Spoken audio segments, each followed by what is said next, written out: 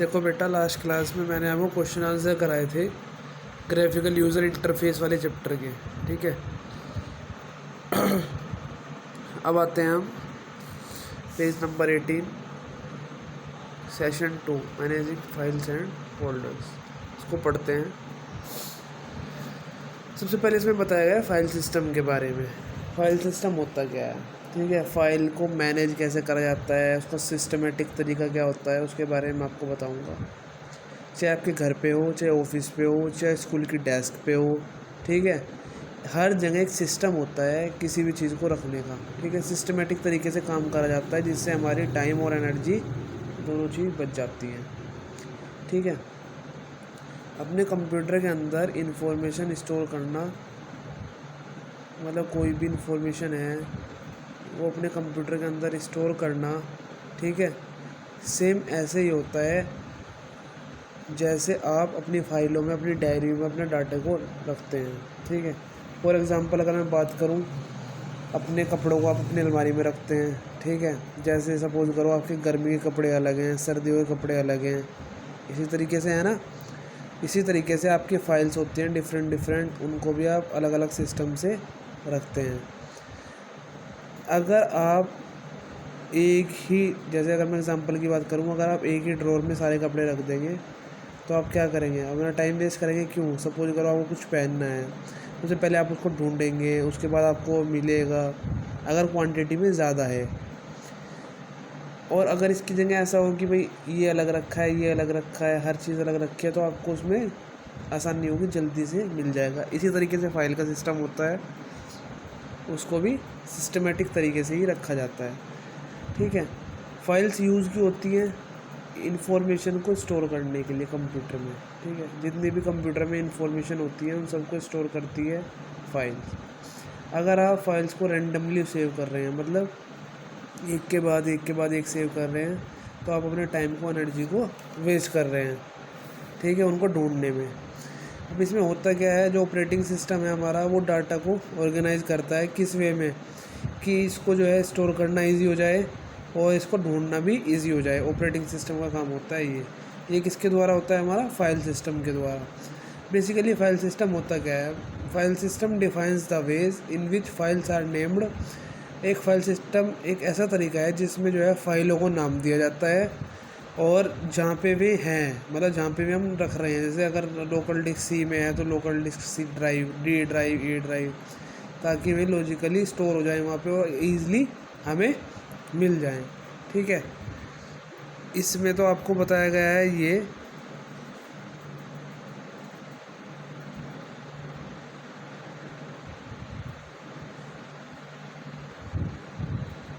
और अब नेक्स्ट में आपको क्या बताया है,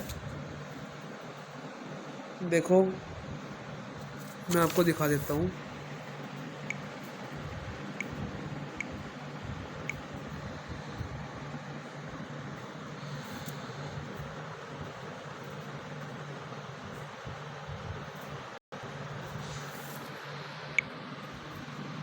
देखो ये वाला डायग्राम देखेंगे आप।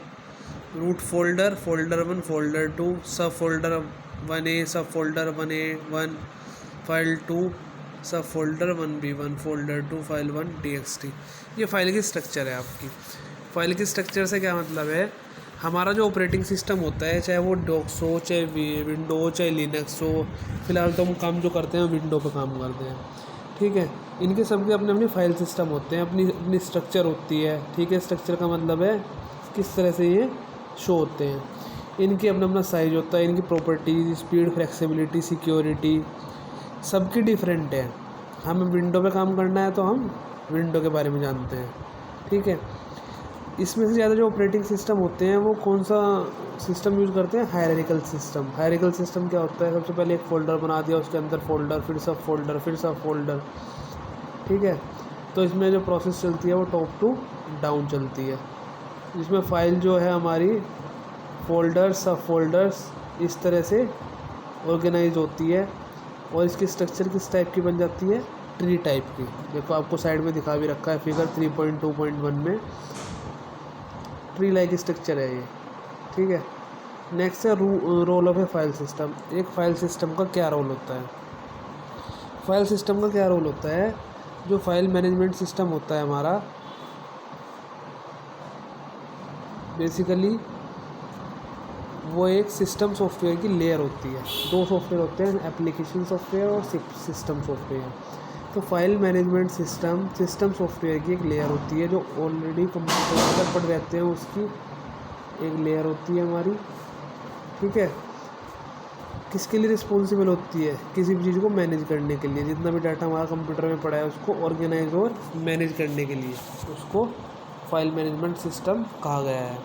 अब क्रिएटिंग ए न्यू फोल्डर, एक न्यू फोल्डर को कैसे क्रिएट करेंगे वो मैंने आपको पहले भी बताया था और एक दोबारा बता देता हूँ। देखो, सबसे पहले आप क्या करेंगे, डेस्कटॉप पे राइट क्लिक करेंगे माउस से। माउस में 3 बटन होते हैं, एक तो लेफ़्ट बटन, एक होता है राइट बटन। पहले माउस में क्या आता था, मिडिल बटन, अब उसकी जगह आने लगी स्क्रॉल बार, जिसको आप घुमाते हैं, स्क्रॉलिंग करते हैं। तो सबसे पहले आप क्या करेंगे, राइट क्लिक करेंगे डेस्कटॉप पे। राइट क्लिक करने के बाद आपके सामने एक शॉर्टकट मेन्यू अपीयर हो जाएगी इस तरह की। देखो ये जो आ रही है, view, short by, refresh, undo, rename. इसमें नीचे से चौथा ऑप्शन है न्यू का। न्यू पे जाएंगे। न्यू पे जाने के बाद फिर एक लिस्ट ओपन होगी। उसके बाद फिर आप किस पे क्लिक कर देंगे, फोल्डर पे। फोल्डर पे जैसे ही आप क्लिक करेंगे तो आपका डेस्कटॉप पे फोल्डर बन के तैयार हो जाएगा। इस तरीके से ही फोल्डर आएगा, जिस तरह से मैंने बताया। Right click on the desktop, उसके बाद एक मेन लिस्ट अपीयर होगी, उसके बाद न्यू पे जाएंगे, न्यू के बाद फिर फोल्डर पे क्लिक कर देंगे, ठीक है। इस तरह से तो बनता है आपका फोल्डर। फाइल कैसे बनाई जाती है, देखो फाइल कैसे बनाते हैं। सबसे पहले आप क्या करेंगे, डेस्कटॉप पे राइट क्लिक करेंगे। राइट क्लिक डेस्कटॉप पे करने के बाद फिर वही क्या दिखेगा आपको, एक लिस्ट दिखेगी। इस बार हमें लिस्ट में से न्यू ऑप्शन को सिलेक्ट करना है। हाँ, पिछली बार भी न्यू को ही किया था, इस बार भी न्यू को ही करना है। उसके बाद हमें इस बार चाहिए फ़ाइल, ना कि फ़ोल्डर। तो हम फाइल देखेंगे। देखो फाइल कौन सी होती है, फाइल जितने भी नीचे आपकी आ रही है ना, देखो इस साइड में ये जो है आपका ये वाला Microsoft word document, open document, drawing, ये सारी आपकी फ़ाइल हैं। तो इसमें से कोई सी भी फाइल आप सिलेक्ट करेंगे, जो उनसे भी सिलेक्ट करेंगे वही स्क्रीन पे आ जाएगी आपकी, ठीक है। न्यू फाइल क्रिएट हो जाएगी। अब उसको आप रीनेम भी कर सकते हो। रीनेम कैसे करेंगे, जो फाइल आपने बनाई है उस पर राइट क्लिक करना है। राइट क्लिक करने के बाद नीचे से दूसरा ऑप्शन जो आता है वो रीनेम का आता है, वहाँ पे रीनेम पे क्लिक करेंगे तो आप वहाँ पे कुछ भी नाम डाल सकते हैं, ठीक है, एज़ यू विश, ठीक है बेटे।